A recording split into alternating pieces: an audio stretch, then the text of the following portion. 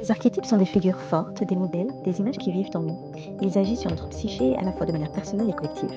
Tu les connais déjà sans savoir, on les retrouve partout, dans les contes, les histoires, les films, les mythes. Chaque archétype porte une part de lumière et une part d'ombre. Ils influencent nos comportements, nos rôles, nos traits de personnalité. Par exemple, l'héroïne, la princesse, le sorcier, la rebelle, le tyran. Selon notre culture, notre éducation ou notre histoire, on ne les représente pas toujours de la même façon. Mais globalement, les récits du monde entier racontent des archétypes très similaires. Ils parlent un langage universel, celui de l'inconscient. Les archétypes féminins sont des figures féminines universelles. Ils peuvent prendre mille visages, des déesses, des saints, des amies de contes, des femmes historiques, des artistes, des figures publiques. Parfois, il suffit de regarder une image ou d'écouter une histoire pour sentir que l'archétype résonne en toi. Prends l'exemple de la princesse. Dès l'enfance, on associe cet archétype à la beauté, à la douceur, à la gentillesse, à la grâce. Ces images s'imprègnent très tôt dans notre esprit. Le problème, ce n'est pas l'archétype en lui-même.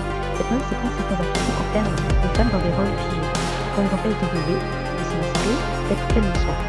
C'est souvent le cas des archétypes de la mère ou de l'épouse, très valorisés par la société patriarcale. Des figures attendues comme dociles, dévouées, douces, morales et sacrificielles. Des femmes qu'on aime quand elles donnent, quand elles servent, quand elles s'éteignent. On retrouve souvent cette image jusque dans les religions avec la Vierge Marie ou la Madone, des figures féminines pures et silencieuses qui se sacrifient pour les autres. Mais afin de glorifier uniquement la lumière, on a effacé l'ombre féminine. En parallèle, il y a d'autres archétypes féminins, porteurs de puissance et dons, qui ont été rejetés, diabolisés et même ridiculisés, comme la vieille femme, la femme sage, la sorcière.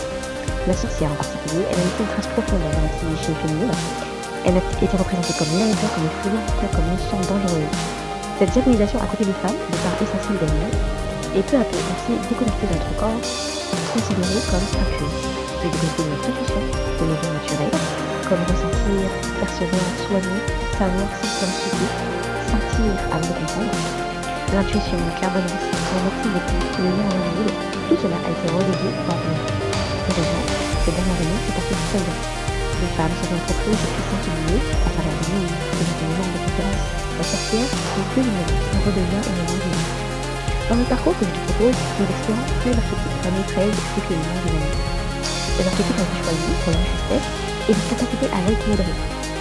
Chacun porte des dons, des talents, mais aussi des ondes. Ils t'aident à te réaliser dans toutes les sphères de ta vie. L'expérimentation, le travail, la spiritualité, la créativité, l'amour. Et ils te sont présentés de façon complète et décrits vraiment et intéressent entièrement sans t'occuper de rien. Leur énergie agit profondément à la fois sur ton psychisme et sur des aspects très concrets de ta vie. À la fin de tout parcours, tu vas te sentir réunifié, comme si toutes les parts de toi étaient à nouveau réunies.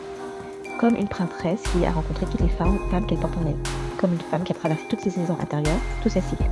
Tu vas remonter sur le trône de ta souveraineté et récupérer ta couronne. Traditionnellement, les archétypes se vivent sur une année, donc en lien avec les signes du zodiaque. Par exemple, quand le soleil entre en bélier, tu actives la guerrière.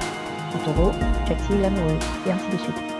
La prêtresse, le 13e archétype, il vient à la fin. Elle symbolise l'intégration de toutes les parts de toi. Mais tu peux suivre ton propre rythme. Et si tu traverses une période de créativité, tu travailles avec les familles, par exemple. Ou si tu as besoin de plus de combativité, par exemple, tu peux indiquer la guerrière. Un archétype peut t'accompagner quelques semaines ou plusieurs années. Les maisons astrologiques représentent les points de l'univers. Donc dans la roue de la prêtresse, chaque archétype est relié à une maison, une chambre de fleurs. Donc la représentation, l'expression, l'activité, l'expression, la créativité. Donc dans le mythe et les contes, chaque personnage a un objet symbolique. Le miroir, le sourire, le bâton, l'épée, ces symboles d'un accès à la vie. Et de la même façon, chaque archétype est relié à un symbole. Un objet, un élément, une forme qui te permet d'entrer dans sa magie. Par exemple, avec le guerrière, tu travailles avec le bouclier et tu peux créer ton propre symbole de protection. C'est un rituel qui te permet de donner ta force et de devenir gardienne de ton chemin. Pour chaque archétype, des déesses issues de différentes cultures vont être proposées. Tu vas choisir celles qui t'attirent, tu vas lire leurs mythes et tu vas ressentir ce qu'elles éveillent en toi. Et tu pourras placer leurs images sur ton autel sacré, voilà, si tu n'adores pas une autre figure. Donc tu peux appeler leur énergie que tu portes déjà et tu peux te présenter à elle comme une femme qui se soulève.